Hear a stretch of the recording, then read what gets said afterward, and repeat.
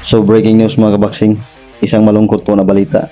Dahil sa kakatapos lang po ng laban sa bansang Japan ng ating pambato na si Miguel Fajardo, ay natalo po siya via unanimous decision sa isang Thailander na si Tanong Saksimsri. Nabigo po si Fajardo mga kabaksing na depensahan ang kaniyang OPBF light flyweight title. So dahil sa pagkatalo niya ni Fajardo mga kabaksing, ay naagaw sa kanya ang kaniyang OPBF light flyweight title.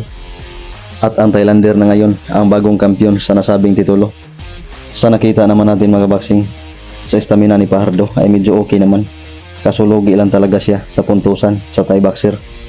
Sa katunayan ng mga kabaksing ay kaniya pang pinabagsak ang Thai boxer na si Simsri sa ika-10 round sa kanilang bakbakan kanina. Sadyang hindi lang talaga sapat ang nasabing knockdown para makuha niya ang panalo. So dahil sa pagkatalong niyan mga kabaksing ay nalasap ni Fajardo ang kaniyang pangalawang talo na may 11 wins at 10 knockout at may 2 tabla. Habang ang Thai boxer na si Tanong Saksimsri ay umabanti sa 33 wins, 30 knockout at may 1 talo lamang mga kabaksing. Samantalang sa ibang balita mga kabaksing ay bukas na nga din po ang bakbakan sa ating Pinoy na pambato sa Super Featherweight Division na si Charlie Suarez kontra sa American boxer na si Luis Correa. Sa weigh-in na ginanap kanina mga kabaksing ay tumimbang si Suarez ng 131.8 libras, samantalang si Correa ay tumimbang ng 131.7 libras.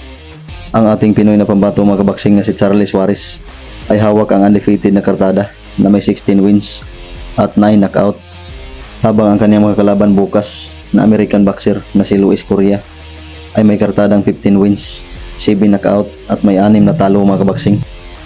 Ang kanilang bakbakan bukas mga kabaksing ay gaganapin sa American Bank Center sa Corpus Christi, Texas, USA. So atin pong suportahan ang ating pambato na si Charlie Suarez mga kabaksing sa kanyang laban bukas.